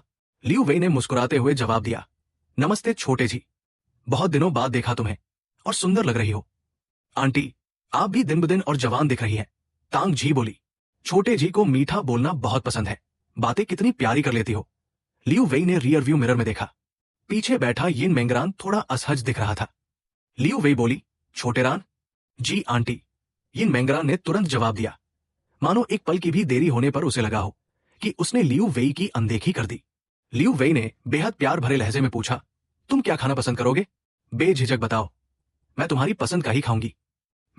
मुझे सब चलेगा आंटी, आप ही तय कर लीजिए, मेरी चिंता मत कीजिए, यिंग मेंगरान बोला। चलो ठीक है, मैंने तय कर लिया है, अगर पसंद न आए तो बता देना। लियू वेई ने गाड़ी आगे बढ़ा दी। वे उस रोड की तरफ निकल गए जहां रेस्टोरेंट्स खुले हुए थे। रात होने के बावजूद वहां काफी चहल पहल और रोशनी थी। आखिरकार लियू वेई ने एक हॉटपॉट रेस्टोरेंट के बाहर गाड़ी रोकी। रेस्टोरेंट में काफी भीड़ थी, पर खुशकिस्मती से एक टेबल खाली मिल गई। वेटर ने उन्हें सीट पर बैठाया और मेन्यू लाकर दिया। लियू वेई ने मेन्यू यिंग मेंगरान की तरफ बढ़ाते हुए उसे ऑर्डर करने को कहा, पर यिंग मेंगरान ने मना कर दिया। आखिर वो ऑर्डर कैसे करता? वो तो खुद को बाहरी समझ रहा था। खाने को मिल रहा था वही बहुत था। वो पूरी तमीज से पेश आना चाहता था। झो हेंग समझ गया कि यिंग मेंगरान झिझक रहा है, इसलिए उसने उस पर और दबाव नहीं डाला। उसने खुद मेन्यू लिया और ऑर्डर कर दिया। ऑर्डर देने के बाद लियू वेई का फोन बज उठा। उन्होंने नंबर देखा, खड़ी हुई और बोली, तुम लोग शुरू करो, मैं एक फोन अटेंड करके आती हूं। इतना कहकर वे बाहर चली गई। बाकी तीनों के बीच माहौल थोड़ा हल्का हुआ और वे बातें करने लगे। यिंग मेंगरान, तुमने झो हेंग से ऐसा क्या कहा? तांग जी ने पूछा। ये सुबह मेरे पास आया और कहने लगा कि स्पोर्ट्स इवेंट्स का सारा अरेंजमेंट तुम संभालोगे। इससे पहले तो मैं इससे लड़ने ही वाली थी। मैंने तो कुछ नहीं कहा, यिंग मेंगरान ने कहा। इवेंट्स तो यिंग मेंगरान तय कर सकता है, पर ओपनिंग परफॉर्मेंस की जिम्मेदारी मेरी होगी, झो हेंग बीच में बोला। तीनों बात कर ही रहे थे कि टेबल पर गर्मा गर्म हॉट पॉट का बेस और कई डिशेस परोस दी गई। लियू वेई का फोन अभी खत्म नहीं हुआ था। झो हेंग ने चॉपस्टिक्स उठाई और बाकी दोनों से खाने को कहा, लेकिन यिंग मेंगरान की खाने की हिम्मत नहीं हुई। उसे लगा कि झो हेंग की मां के वापस आने का इंतजार करना चाहिए। उसने उस तरफ देखा जहां लियू वेई गई थी, पर जैसे ही उसने सिर उठाया, उसकी नजर पास की एक टेबल के पास खड़ी एक औरत पर पड़ी। यिंग मेंगरान को देखते ही वो औरत रुक गई और उनकी टेबल के पास आकर उसे घूरने लगी। यिंग मेंगरान का रंग उड़ गया, उसका मुंह हल्का सा खुला रह गया, होंठ कांपने लगे और आंखें फटी की फटी रह गई। सामने खड़ी औरत अधेड़ उम्र की थी, भारी भरकम शरीर, सूजे हुए होंठ और वैसी ठुड्डी जिससे साफ लगता था कि ये कोई सीधी सादी औरत नहीं है। उसने त्योरियां चढ़ाते हुए यिंग मेंगरान की तरफ देखा और एक तंज भरी मुस्कान दी। यिंग मेंगरान, आवाज सुनकर झो हेंग और तांग जी ने भी सिर उठाकर उस औरत को देखा। यिंग मेंगरान बस उस औरत को घूरे जा रहा था। अपना नाम सुनकर भी उसने कोई जवाब नहीं दिया, वो बस ठंडी निगाहों से उसे देख रहा था। उसने अपने होंठ इतने जोर से भींच रखे थे मानो खून ही निकल आएगा। टेबल पर रखे उसके हाथ भी कसकर भींच गए थे। औरत ने कमर पर हाथ रखा और अजीब आवाज में बोली, नमस्ते भी नहीं करोगे? क्या तुम्हारी मां ने तुम्हें तमीज नहीं सिखाई? ओह, मैं तो भूल ही गई थी। वो सिखाना भी चाहती तो कैसे सिखाती? ये सुनते ही यिंग मेंगरान की सांसें तेज हो गई और उसका शरीर कांपने लगा। उसकी मुट्ठियां इतनी कसी हुई थी कि उंगलियां सफेद पड़ गई थी। झो हेंग और तांग जी ने भी अपनी त्योरियां चढ़ा ली। तांग जी ने चॉपस्टिक्स नीचे रखी और औरत को घूरते हुए पूछा, आंटी, आप कौन है? चैप्टर 66। मेरे बच्चे को परेशान करने की हिम्मत की? तुम्हारी हिम्मत तो देखो। आंटी, ए लड़की, तू किससे बात कर रही है? इसी से पूछ ले कि मैं कौन हूं। औरत ने चिल्लाकर यिंग मेंगरान की तरफ इशारा किया। तांग जी ने यिंग मेंगरान की तरफ देखा और उससे इस औरत की पहचान पूछी। ये मेरे पापा की पूर्व पत्नी है, जिसने मुझे घर से बाहर निकाल दिया था। यिंग मेंगरान ने सिर झुकाकर कहा। उसे अपना सबसे दुखद दौर याद आ गया, जब उसका जीने का मन भी नहीं करता था। अरे, मुझ पर झूठे आरोप मत लगाओ। वो तुम्हारा घर कैसे हुआ? वो मेरा घर था। मैंने तुम्हें निकाला तो क्या गलत किया? औरत की आवाज और तेज और कर्कश होती जा रही थी। आसपास के कस्टमर्स परेशान होने लगे। जो हेंग को अब समझ आया कि ये औरत कौन है। उसने यिन मेंगरान से इस औरत और इसके बेटे के बारे में सुना था, जिन्होंने इसे घर से निकाल दिया था और एक तरह से इसे बर्बादी की कगार पर ला खड़ा किया था। जो हेंग ने अपनी आंखें सिकोड़ी, औरत की तरफ देखा और धीरे से बोला, सुनो आंटी, हम खाना खाने आए हैं। अगर आपका नाटक खत्म हो गया हो तो यहां से जा सकती हैं। आपका चेहरा देखकर मेरा खाना हजम नहीं होगा। क्या कहा? ए लड़के, तू किसे आंटी बोल रहा है? औरत गुस्से से लाल हो गई। उसने अपनी आस्तीनें ऊपर चढ़ाई और झो हेंग की तरफ ऐसे बढ़ी मानो उसे मार ही डालेगी। झो हेंग तुरंत अपनी जगह से खड़ा हो गया। उसका लंबा चौड़ा कद उस औरत से काफी बड़ा था। उसके सामने खड़ा होकर वो एक दीवार जैसा लग रहा था। औरत एक पल के लिए ठिठक गई। उसने उम्मीद नहीं की थी कि ये लड़का इतना मजबूत होगा, पर अगले ही पल उसने पीछे हटने से मना कर दिया। उसने अपनी कमर मटकाते हुए चिल्लाना शुरू किया, क्या बात है? मारेगा मुझे? आना, मार यहां, मार के दिखा। उसकी इस बदतमीजी ने पूरे रेस्टोरेंट का ध्यान खींच लिया। जो हेंग सच में उस पर हाथ नहीं उठा सकता था, पर उसका मन कर रहा था कि एक जोरदार घूंसा जड़ दे। यिन मेंगरान ने यह देखा तो उसने झो हेंग का हाथ पकड़ लिया और गिड़गिड़ाते हुए बोला, झो हेंग, शांत हो जाओ, गुस्सा मत करो। झो हेंग ने एक गहरी सांस ली और धीरे से वापस बैठ गया। उसने हाथ में चॉपस्टिक्स उठाई। झो हेंग ने टेबल पर रखी चॉपस्टिक्स उठाई और उस औरत को नजरअंदाज करने लगा। लेकिन वो औरत इतने पर ही रुकने वाली नहीं थी। उसने यिन मेंगरान की तरफ देखते हुए ताना मारा, वाह यिन मेंगरान, अब तो तुम्हारी मदद के लिए दोस्त भी आ गए हैं, है ना? दिन रात इन्हीं दोस्तों के साथ घूमते रहते हो। अगर तुम्हारी मां ये सब देखती तो क्या सोचती? तुम कितने गैर जिम्मेदार और बेशर्म बच्चे हो। ये सुनते ही यिन मेंगरान ने गुस्से में टेबल पर जोर से हाथ मारा। उसका चेहरा लाल हो चुका था। उसने आंखें उठाकर दांत भींचते हुए उस औरत को घूर कर देखा। तुम मेरी मां का नाम अपने मुंह से कैसे ले सकती हो? मेरे पास अब बचा ही क्या है? तुम और क्या चाहते हो? क्या मेरी जान लोगी? अरे ओ एहसान फरामोश, मैं जो भी कह रही हूं तुम्हारे भले के लिए ही कह रही हूं। तुम अच्छे और बुरे का फर्क भी नहीं समझते। सच ही तो है, बिना मां बाप के बच्चों में कोई संस्कार नहीं होते। औरत ने अकड़ कर कहा, तुम। यिन मेंगरान का दिल गुस्से और दर्द से जलने लगा। उसकी आंखों के आगे धुंध छा गई और आंसू तैरने लगे। तू है क्या चीज? मैं फिर कहती हूं, तुम्हारी मां एक लोमड़ी थी और तुम एक छोटे लोमड़ी हो। तुम दोनों ने मिलकर पूरा घर बर्बाद कर दिया। तुम इसी लायक हो। थू। औरत के ये शब्द यिन मेंगरान के दिल में जहरीले तीर की तरह चुभे। यिन मेंगरान के होंठ कांप रहे थे, पर उसके मुंह से एक शब्द नहीं निकल रहा था। सीना भारी हो गया था और आंखों से आंसू छलककर गालों से होते हुए जमीन पर गिरने लगे। वो असहाय होकर रोने लगा। उस पल उसे एक बार फिर उसी पुराने और भयानक खालीपन का एहसास हुआ। भाड़ में जाओ। झो हेंग अब और बर्दाश्त नहीं कर सका। वो झटके से खड़ा हुआ और उस औरत की तरफ उंगली उठाकर चिल्लाया, बहुत बोल लिया तुमने। तुम्हें क्या लगता है मैं तुमसे डरता हूं? तुम्हारा ड्रामा खत्म हुआ या नहीं? चुपचाप यहां से दफा हो जाओ, वरना अंजाम अच्छा नहीं होगा। झो हेंग ने टेबल पर रखी कांच की बोतल को कसकर अपने हाथ में थाम लिया। उसके डोले तंग गए और आंखों में खौफनाक गुस्सा तैरने लगा, मानो अगले ही पल वो बोतल उस औरत के सिर पर फोड़ देगा। तांग जी भी तुरंत खड़ी हुई। उसने यिन मेंगरान को अपने पीछे छिपाया और उस औरत को घूरते हुए बोली, अरे ओ बूढ़ी औरत, अगर तुमने इसे दोबारा परेशान करने की हिम्मत की तो। लेकिन उस औरत पर झो हेंग और तांग जी की धमकियों का कोई असर नहीं हुआ। उसने बाहें सिकोड़ी और ऐंठ कर बोली, मैंने क्या गलत कहा? मेरा इससे रिश्ता है तो मैं इसकी मां की जगह इसे तमीज सिखा रही हूं। इसमें तुम लोगों को क्या दिक्कत है? बच्चों की टोली मुझे डराने चली है। आओ, मारो मुझे, मैं यही खड़ी हूं, देखती हूं तुम मेरा क्या उखाड़ लोगे। झो हेंग का गुस्सा सातवें आसमान पर पहुंच गया। उसकी आंखों की नसें फड़कने लगी और वो उस औरत को सबक सिखाने के लिए आगे बढ़ने ही वाला था कि तभी एक हाथ अचानक पीछे से आया और उस औरत के कंधे पर कसकर टिक गया। झो हेंग ठिठक गया। उसने देखा कि औरत के पीछे खड़ी शख्सियत को देखते ही मामला एकदम बदलने वाला था। झो हेंग ने एक कदम पीछे लिया और चुपचाप बैठ गया। तांग जी ने भी यिन मेंगरान का कंधा पकड़ा और उसे लेकर नीचे बैठा दिया। औरत ने त्योरिया चढ़ाकर पीछे मुड़कर देखा। पीछे झो हेंग की मां लियू वेई खड़ी थी। उनके हाथ में फोन था और चेहरे पर एक हल्की सी मुस्कान थी, जैसे वे फोन पर किसी से बहुत आराम से बात कर रही हों। हाँ, ठीक है, मैं समझ गई, आप चिंता मत कीजिए। तुम कौन? औरत ने अभी बोलने के लिए मुंह खोला ही था कि लियू वेई के हाथ ने उसके कंधे पर ऐसा दबाव बनाया कि औरत की चीख निकल गई। आह! लियू वेई ने उसकी कंधे की मांसपेशियों को इतनी जोर से दबाया था कि औरत दर्द से कसमसा गई और उसका शरीर नीचे की तरफ झुक गया।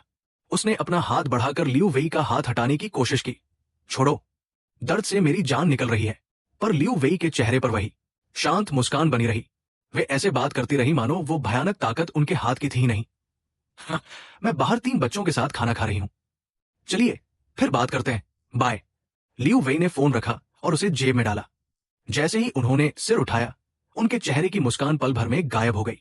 उनकी आंखें एकदम ठंडी और चेहरा खौफनाक रूप से गंभीर हो गया। उन्होंने औरत को छोड़ा, एक कदम आगे बढ़ाया और कड़क आवाज में पूछा, तुम होती कौन हो? मेरे बच्चों को परेशान करने की तुम्हारी हिम्मत कैसे हुई? चैप्टर 67। मैं तुम्हें अपनी सगी औलाद की तरह मानूंगी। तुम्हारे बच्चे? औरत ने अपने दर्द करते कंधे को सहलाया और तीनों की तरफ देखते हुए भौहें चढ़ाकर बोली, इनमें से कौन सा तुम्हारा बच्चा है और कैसी परवरिश दी है तुमने इन्हें? बड़ों से बात करने की तमीज तक नहीं है। मैं तो इनकी बड़ी हूं। यिन मेंगरान ने तांग जी की बाहों में अपना सिर छिपा रखा था। वो आगे देखने की हिम्मत नहीं जुटा पा रहा था। उसे लग रहा था कि ये सारी मुसीबत उसकी वजह से खड़ी हुई है और उसने झो हेंग और तांग जी को भी इसमें घसीट लिया है। कोई भी मां बाप अपने बच्चे को ऐसे झंझटों में फंसते नहीं देखना चाहेंगे। उसे लग रहा था कि वो सबके लिए एक बोझ बन चुका है और लियू वेई अब उससे नाराज हो जाएंगी। लेकिन तभी लियू वेई ने झो हेंग, तांग जी और यिन मेंगरान की तरफ इशारा करते हुए गूंजती आवाज में कहा, ये तीनों के तीनों मेरे बच्चे हैं और बदतमीज कौन है ये जरा एक बार फिर से कहकर दिखाओ। यिन मेंगरान ने जैसे ही ये शब्द सुने, उसने रोते हुए अपने आंसुओं से भरे चेहरे के साथ सिर उठाया। उसने अविश्वास से लियू वेई की तरफ देखा। तीनों? क्या मैं भी झो हेंग और तांग जी की तरह उनका अपना हूं? इस मोड़ पर जहां उसे लगा था कि उसे बेगाना समझकर किनारे कर दिया जाएगा, लियू वेई के इन शब्दों ने उसके दिल को एक ऐसे अटूट सुरक्षा कवच से भर दिया मानो सच में उसकी अपनी मां उसे बचाने के लिए सामने खड़ी हो। औरत ने ताना मारते हुए कहा, तीनों? तो क्या तुमने इस यिन मेंगरान को भी अपना गोद ले लिया है? यिन मेंगरान, यही सौतेली मां ढूंढी है तुमने? सच में तुम्हारे बारे में जो सोचा था सही निकला। बड़े एहसान फरामोश हो। तुम्हारी सगी मां को मरे अभी कितना समय हुआ है और तुम इतनी जल्दी दूसरी मां के गले लग गए? थू! औरत की बात पूरी भी नहीं हुई थी कि अचानक पानी का एक भरा हुआ गिलास सीधा उसके चेहरे पर जा छपका। शांत मुस्कान बनी रही। वे ऐसे बात करती रही मानो वो भयानक ताकत उनके हाथ की थी ही नहीं। हाँ, मैं बाहर 3 बच्चों के साथ खाना खा रही हूं। चलिए फिर बात करते हैं, बाय। लियू वेई ने फोन रखा और उसे जेब में डाला।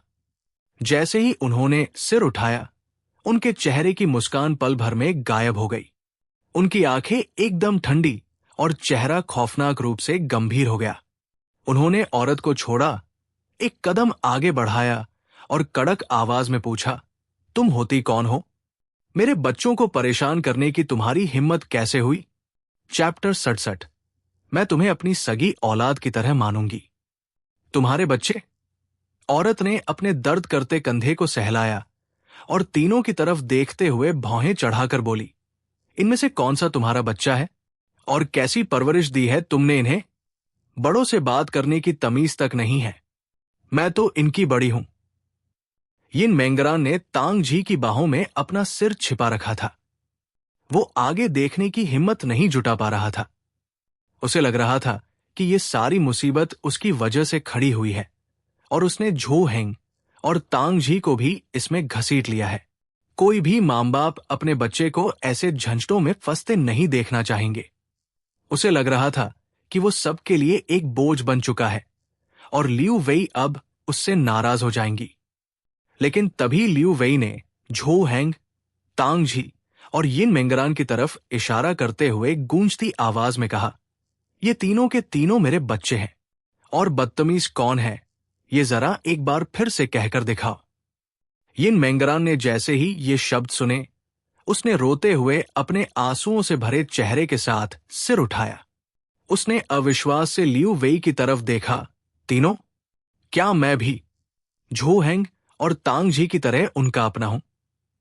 इस मोड़ पर जहां उसे लगा था कि उसे बेगाना समझकर किनारे कर दिया जाएगा, लियू वेई के इन शब्दों ने उसके दिल को एक ऐसे अटूट सुरक्षा कवच से भर दिया मानो सच में उसकी अपनी मां उसे बचाने के लिए सामने खड़ी हो। औरत ने ताना मारते हुए कहा, तीनों? तो क्या तुमने इस यिन मेंगरान को भी अपना गोद ले लिया है? यिन मेंगरान, यही सौतेली मां ढूंढी है तुमने? सच में तुम्हारे बारे में जो सोचा था सही निकला। बड़े एहसान फरामोश हो। तुम्हारी सगी मां को मरे अभी कितना समय हुआ है और तुम इतनी जल्दी दूसरी मां के गले लग गए? थू। औरत की बात पूरी भी नहीं हुई थी कि अचानक पानी का एक भरा हुआ गिलास सीधा उसके चेहरे पर जा झपका। औरत के बाल और कपड़े पूरी तरह भीग चुके थे। उसने अपनी आंखें खोली और कुछ पलों के लिए जैसे सन्न रह गई। जब उसे एहसास हुआ कि क्या हुआ है, तो उसने सिर उठाकर अपने सामने शांत खड़ी लियू वेई को देखा। लियू वेई के बेपरवाह चेहरे को देखकर उसका गुस्सा 7वें आसमान पर पहुंच गया। ये क्या बदतमीजी है? औरत अपनी तीखी आवाज में चीखी। उसका भारी भरकम शरीर गुस्से से कांप रहा था। लियू वेई ने बेहद मासूमियत से अपने हाथ फैलाए और बोली, मैंने क्या किया? मैं तो बस गिलास खाली कर रही थी। तुम बीच में आकर खड़ी क्यों हुई? गलती तुम्हारी है। औरत दांत पीसते हुए लियू वेई की तरफ उंगली उठाकर चिल्लाई, तुम। लियू वेई ने उसे देखते हुए बेझिझक कहा, तुम हो कौन? तुम्हारा चेहरा किसी क्यूआर कोड की तरह लगता है जिसे समझना नामुमकिन है। इतनी हिम्मत और अकड़ कहां से लाती हो? क्या तुम्हें बचाने के लिए कोई जानवरों का संगठन बना हुआ है? अपने शरीर पर चाहे जितना इत्र छिड़क लो, तुम्हारी नीच सोच की बदबू नहीं छुप सकती। मैं? औरत हकलाने लगी। मैं क्या? सिर्फ इसलिए कि तुम्हारे दिमाग में कोई कमी है, इसका मतलब ये नहीं कि तुम जो चाहे करोगी। क्या दिन भर गधे ने तुम्हें लाते मारी है जो ऐसी बातें कर रही हो? तुम्हारे पास एक ही तो चेहरा है, उसकी थोड़ी एज तो बचा कर रखो। इतनी बड़ी होकर बच्चों पर रौब झाड़ रही हो। शर्म आनी चाहिए तुम्हें। औरत की सांसें फूलने लगी, मानो उसका दम घुट रहा हो। वो 2 कदम पीछे हटी और लड़खड़ा गई। अगर उसने पास की दीवार का सहारा न लिया होता तो शायद वही गिर पड़ती। जिंदगी में पहली बार उसकी ऐसी बेइज्जती हुई थी। उसका चेहरा गुस्से से लाल हो चुका था। पास बैठे झो हेंग और तांग जी ने अपने मुंह पर हाथ रख लिया, क्योंकि वे दोनों अपनी हंसी नहीं रोक पा रहे थे। यिन मेंगरान भी हैरान था। झो हेंग की मां, जो उनके सामने इतनी शांत और दयालु रहती थी, इतनी खतरनाक भी हो सकती है। उसने मन ही मन सोचा कि अगर वे उसे डांटती तो वो तो रो ही पड़ता। लियू वेई ने कड़क आवाज में आगे कहा, सुन लो, ये छोटा रान अब अकेला नहीं है। ये मेरा बच्चा है। अगर तुमने दोबारा इसे परेशान करने की हिम्मत की तो मुझसे बुरा कोई नहीं होगा। चाहे शाम हो या रात, सीधा हिसाब करूंगी।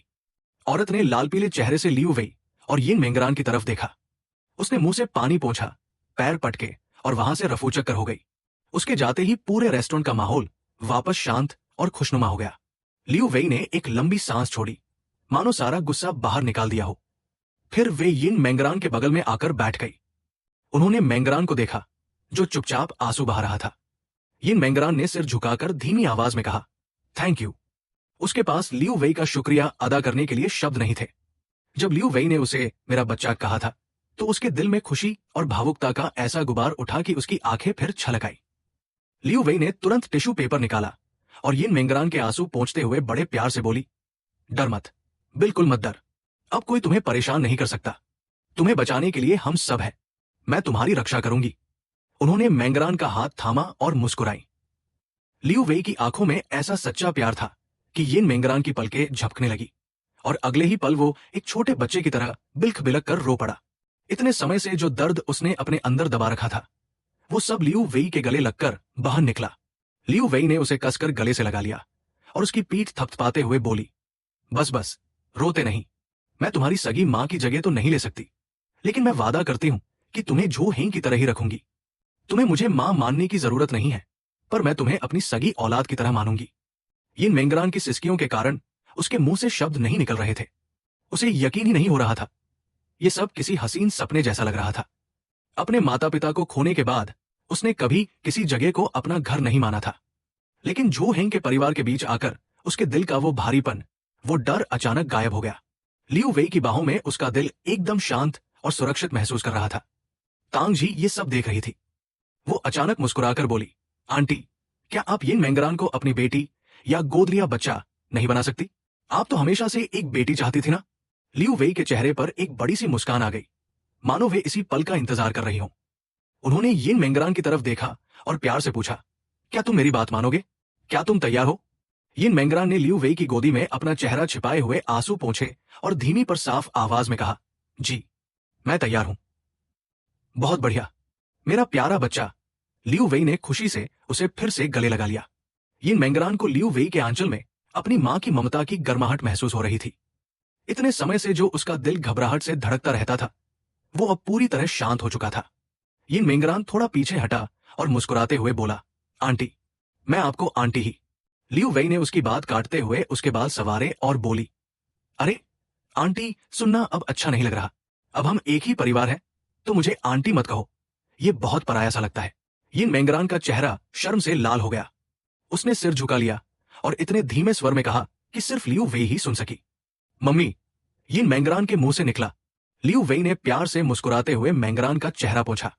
वे उसे जितना देखती, उतनी ही वो उन्हें भा जाती। तभी तांग जी ने मेंगरान का हाथ पकड़ा और बोली, चलो मैं तुम्हें वॉशरूम ले चलती हूं, मुंह धो लोगी तो थोड़ा बेहतर लगेगा। दोनों वॉशरूम की तरफ बढ़ गई। लियू वेई मुस्कुराती हुई मेंगरान को जाते हुए देख रही थी। झू हेंग ने अपनी मां को देखा और टोका, मम्मी, क्या ये सच में सही है? आप थोड़ी ज्यादा जल्दबाजी नहीं कर रही है? कहीं वो डर न जाए। लियू वेई ने झू हेंग को घूरते हुए कहा, तुझे क्या पता कि मुझे तांग जी की मां झू यालान से कितनी जलन होती थी? आप मौसी से क्यों जलती थी? झू हेंग ने पूछा। और नहीं तो क्या, उनकी बेटी तांग जी बचपन से ही पढ़ाई में इतनी अच्छी है, कभी मां बाप को परेशान नहीं करती। और एक तू है, रोज मुझे रुलाता है। आज भी तेरी वजह से मुझे इतनी चिंता हो रही थी। झू हेंग ने अपना सिर झुका लिया। उसे पछतावा हुआ कि उसने सवाल ही क्यों पूछा। लियू वेई ने एक लंबी सांस ली और बोली, मुझे हमेशा से एक बेटी चाहिए थी। अब मेरे सामने इतनी समझदार, तमीजदार, प्यारी और सुंदर लड़की है, जो तांग जी से किसी मामले में कम नहीं है। ऐसी बेटी किस्मत वालों को मिलती है। झू हेंग खाना खाते हुए धीरे से बोला, बेटी पालना मतलब पौधे में फूल उगाने जैसा है। बाद में जब कोई लड़का उसे ले जाएगा ना, तो आपको ही सबसे ज्यादा दुख होगा। झू हेंग की बात सुनकर लियू वेई एक पल के लिए चुप हो गई। वे वाकई इस बात पर सोचने लगी। फिर अचानक झू हेंग की तरफ देखकर फुसफुसाई, तुझे क्या लगता है, क्या तेरा और छोटे रान का कोई चांस बन सकता है? अगर तुम दोनों की शादी हो जाए तो मुझे कोई पराया दामाद या नखरेबाज समधे नहीं झेलनी पड़ेगी, और नहीं हमें तेरे लिए अलग से दहेज या सामान की चिंता करनी पड़ेगी। नहीं मम्मी, मैं। झू हेंग कुछ बोल पाता उससे पहले ही लियू वेई ने बात काट दी। वैसे छोर, ये नामुमकिन है। छोटा रान तुझसे पढ़ ही नहीं सकती। मेरा बेटा हैंडसम तो है, पर पढ़ाई में एकदम फिसडी।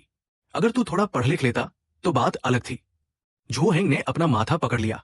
हद है मम्मी, मुझे समझ नहीं आता कि आप लोग पढ़ाई और मार्क्स को ही सब कुछ क्यों मानते हैं। अगर मेरे मार्क्स अच्छे नहीं हैं, तो इसका मतलब ये तो नहीं कि मैं लाइफ में कुछ कर नहीं सकता। क्या कॉलेज न जाने वाले लोग इंसान नहीं होते? बचपन से ही पढ़ाई को लेकर मिलने वाले तानों से झू हेंग पक चुका था। आम बच्चे शायद डिप्रेशन में चले जाते, पर झू हेंग का स्वभाव थोड़ा बेपरवाह था, इसलिए वो सहन कर गया। फिर भी उसे कभी समझ नहीं आया कि पेरेंट्स पढ़ाई को जीवन और मरण का सवाल क्यों बना लेते हैं। झू हेंग को गुस्से में देखकर लियू वेई कुछ देर शांत रही। फिर उन्होंने प्यार से झू हेंग की पीठ पर हाथ रखा और बोली, बेटा, एक मां होने के नाते मैं तेरे मार्क्स को सिर्फ अच्छा या बुरा नहीं देखती। पढ़ाई ही सफलता का अकेला रास्ता नहीं है, मैं मानती हूं, पर यह सबसे आसान और सुरक्षित रास्ता है। जब सामने एक आसान रास्ता है, तो हम मुश्किल रास्ते पर दाव क्यों लगाएं? झू हेंग चुपचाप सुनता रहा। लियू वेई ने उसका हाथ थाम कर कहा, तेरे पापा और मेरी बस इतनी सी ख्वाहिश है कि तू अपनी मेहनत से इतना कमा सके कि खुद का और अपने परिवार का पेट पाल सके। हमें तेरे पैसों की जरूरत नहीं है, बस तू सुखी रहे, वही हमारे लिए सबसे बड़ी बात है। झू हेंग ने अपनी मां के हाथों को देखा। बचपन में जो हाथ इतने कोमल और गोरे लगते थे, आज वे परिवार की मेहनत में थोड़े सख्त और खुरदुरे हो चुके थे। झू हेंग कोई नासमझ बच्चा नहीं था। वो जानता था कि उसके माता पिता ने उसके लिए कितना कुछ किया है। उसे एहसास हुआ कि कम से कम अपने मां बाप का दिल न दुखाने के लिए ही सही, उसे पढ़ाई में थोड़ी मेहनत जरूर करनी चाहिए। उसने एक गहरी सांस ली और कहा, ठीक है मम्मी, मैं समझ गया। चैप्टर 69, ज्यादा मत सोचो, हम सब पहले जैसे ही रहेंगे। खाना खत्म करने के बाद सब बाहर निकले। लियू वेई ने गाड़ी चलाकर सबसे पहले तांग जी को उसके घर के नीचे छोड़ा। बाय आंटी, अंकल और मम्मी से वादा कीजिए कि आप जल्द ही घर आएंगी। तांग जी ने खिड़की से कहा। हाँ, मैं, झू हेंग और छोटा रान जरूर आएंगे। और तू झू हेंग पर नजर रखना, ये तेरी मम्मी को परेशान न करे। लियू वेई ने मुस्कुराते हुए कहा। तांग जी के जाने के बाद लियू वेई ने गाड़ी आगे बढ़ा दी। पीछे बैठा यिन मेंगरान खिड़की से बाहर चमकती हुई शहर की बत्तियों को देख रहा था। कुछ दिन पहले तक उसे लगता था कि वो इस दुनिया में अकेली है और उसका कोई घर नहीं है, पर आज वो एक आरामदायक कार में बैठी अपने नए घर जा रही थी। आगे बैठे दोनों लोग अब उसका परिवार बन चुके थे। तभी यिन मेंगरान के दिमाग में एक ख्याल आया। लियू वेई ने उसे अपनी धर्मपुत्री, गॉडडॉटर बनाया है, तो इस नाते वो और झो हेंग भाई बहन बन गए? नहीं, कानूनी तौर पर या खून के रिश्ते से हम भाई बहन नहीं है। ये तो बस मम्मी लियू वेई के साथ मेरा रिश्ता है। झो हेंग से मेरा कोई सीधा खूनी रिश्ता नहीं है। यिन मेंगरान मन ही मन हिसाब लगाने लगा। दोस्त, सहपाठी, परिचित, सब कुछ हो सकते हैं, बस सगे भाई बहन नहीं। ये सोचते ही यिन मेंगरान का मन एकदम हल्का हो गया। लियू वेई ने गाड़ी चलाकर दोनों को उनके अपार्टमेंट के नीचे छोड़ दिया। कार से उतरने से पहले उन्होंने कहा, अच्छा सुनो, मुझे कल ही वापस निकलना पड़ेगा। झो हेंग, घर पहुंचकर मुझे मैसेज कर देना। ठीक है मम्मी, समझ गया, पर ज्यादा चिंता मत किया करो। झो हेंग ने सिर हिलाया और कार से उतरकर बिल्डिंग की तरफ बढ़ गया। यिन मेंगरान तुरंत पीछे नहीं हटी। वो कार के पास खड़ी होकर लियू वेई को देखने लगी। लियू वेई ने चेहरे पर हल्की सी मुस्कान लाते हुए कहा, जाओ बेटा, घर जाओ, मैं तुमसे मिलने फिर आऊंगी। हमने नंबर एक्सचेंज कर ही लिए हैं। अगर कोई भी बात हो तो बिना झिझक मुझे फोन करना, शर्माने की जरूरत नहीं है।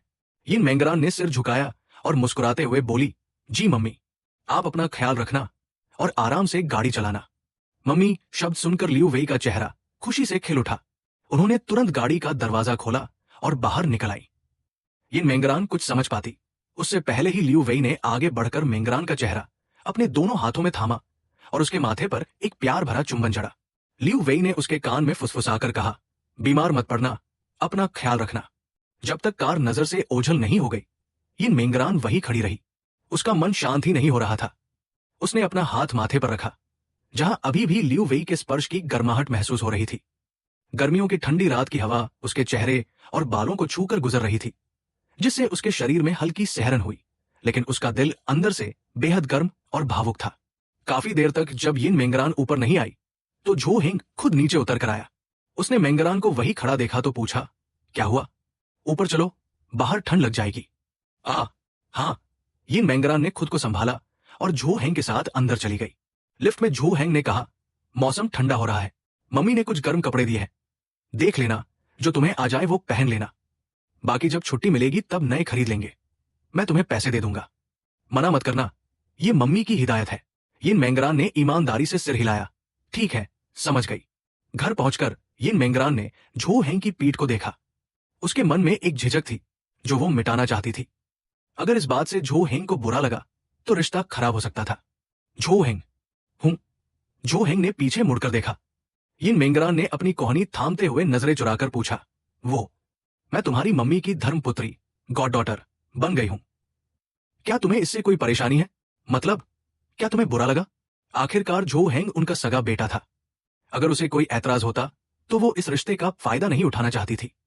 झो हेंग ने कुछ सेकंड सोचा, फिर मुस्कुराते हुए सिर हिलाया, तुम खुश हो, मेरी मम्मी खुश है और मुझे अपना पूरा जेब खर्च मिल रहा है। मैं क्यों बुरा मानूंगा? तुम्हारे और मम्मी के बीच रिश्ता बदला है, पर तुम्हारे और मेरे बीच कुछ नहीं बदला। ज्यादा मत सोचो, हम पहले जैसे ही हैं। झो हेंग की बात सुनकर यिन मेंगरान के दिल का बोझ उतर गया। उसे सबसे बड़ा डर यही था कि कहीं झो हेंग उससे दूर न हो जाए। रात को दोनों ने बारी बारी से शॉवर लिया, नाइट सूट पहना और बेडरूम में आ गए। एक ही बिस्तर को देखकर यिन मेंगरान के मन में विचार आया कि उसकी गॉडमदर लियू वेई को जरूर पता होगा कि वे एक ही कमरे में सोते हैं। उन्होंने इस पर कुछ नहीं कहा तो क्या इसका मतलब था कि उन्हें कोई आपत्ति नहीं है? तभी झो हेंग ने कमरे में आते ही कहा, वैसे मम्मी कह रही थी कि ये फ्लैट हम दोनों के लिए थोड़ा छोटा है, क्योंकि इसमें एक ही बेडरूम है। जब इस घर का रेंट एग्रीमेंट खत्म होगा तो हम कोई दूसरा बड़ा घर ले लेंगे। अरे अच्छा। यिन मेंगरान की आवाज में थोड़ी झिझक आ गई। बड़ा घर मिलने का मतलब था 2 अलग बेडरूम, यानी वे फिर एक साथ एक बिस्तर पर नहीं सो पाएंगे। यिन मेंगरान ने खुद को मन ही मन टोका, मैं ये क्या सोच रही हूं? झो हेंग जैसे लंबे चौड़े लड़के के लिए एक ही बेड शेयर करना यकीनन अनकंफर्टेबल होता होगा। वो तो मेरे कहने पर सोफे पर सोने से मना कर देता था। 2 बेडरूम होना तो अच्छी बात है, फिर मुझे निराशा क्यों महसूस हो रही है? चैप्टर 70। अगर मैं खुद पहल करूं तो क्या झो हेंग मानेंगे? लाइट्स ऑफ हो गई। दोनों बिस्तर पर लेट गए। झो हेंग ने आंखें बंद कर ली और सोने की कोशिश करने लगा, लेकिन यिन मेंगरान की आंखों से नींद गायब थी। आज जो कुछ भी हुआ उसे पचा पाना उसके लिए मुश्किल हो रहा था। घूम फिरकर उसका ध्यान इसी बात पर अटक रहा था कि जल्द ही वे ये घर छोड़ देंगे और अलग कमरों में सोएंगे। अब साथ में सोने के गिने चुने दिन ही बचे थे। यिन मेंगरान ने अंधेरे में छत की तरफ देखा। हर रात वे एक ही बेड पर सोते थे, लेकिन बीच में एक दूरी बनी रहती थी। कभी कभार लाइट बंद करने के बाद थोड़ी बातें हो जाती थी, वरना कोई खास टच नहीं होता था। तभी उसे वो एक रात याद आई जब जो हैंग बहुत थका हुआ था। गहरी नींद में उसने गलती से अपना हाथ यिन मेंगरान के ऊपर रख दिया था। उस रात वो झो हैंग के थोड़ा करीब सोई थी। अगली सुबह झो हैंग ने उससे माफी भी मांगी थी। यिन मेंगरान के दिमाग में एक बेहद साहसी और खतरनाक विचार आया। अगर झो हैंग नींद में अनजाने में मेरी तरफ मुड़ सकता है, तो क्या मैं ऐसा नहीं कर सकती?